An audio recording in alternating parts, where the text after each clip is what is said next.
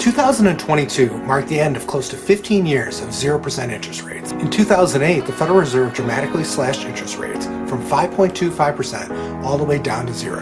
The goal was to help the U.S. economy that was being massively crippled by a banking and housing crisis. If 2008 doesn't seem like a long time ago, keep in mind that the very first iPhone was released only 1 year earlier.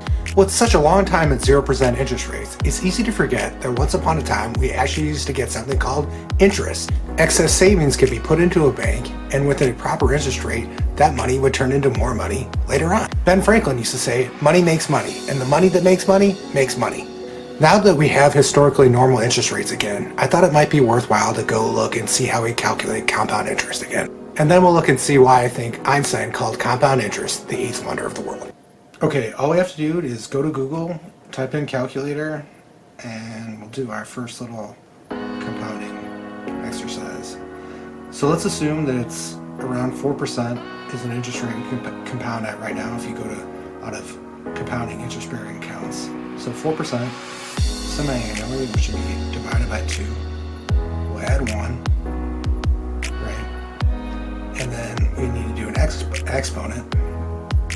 And we're going to assume that this goes on for 5 years, right? Semi-annually, okay? Times 2. And that gives us 121, okay? Now, let's assume it's $100 we started off with, so we have to multiply by 100. And so there we go. 5 years at semi-annual compounding at a 4% rate should give us $121.89. So pretty easy.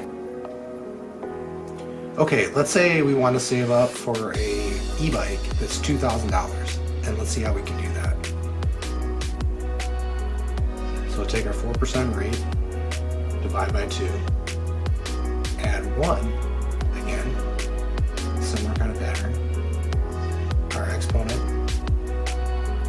5 for the year, amount of years, 2 for the semi-compounding, 2.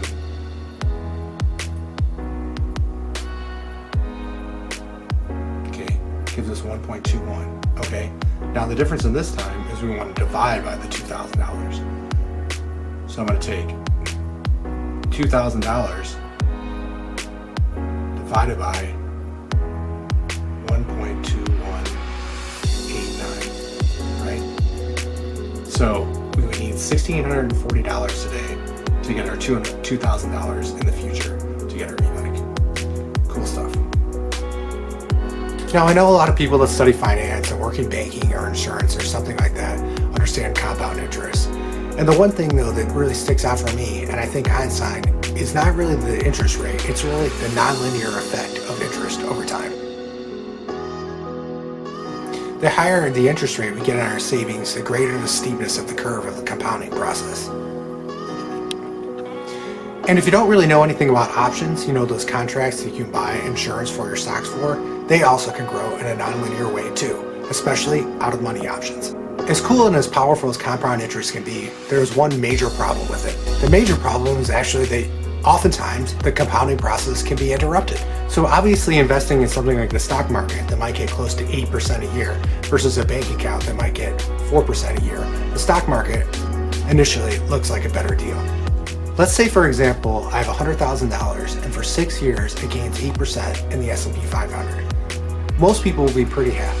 But here's the problem. If on the 7th year the market crashes 30% and you have to sell all your holdings, well, then your compounding process has been ruined, and actually now you're at a much lower level again. And that's why Charlie Munger, Warren Buffett's partner, says the first rule of compounding, never interrupt it unnecessarily. Thanks a lot for watching.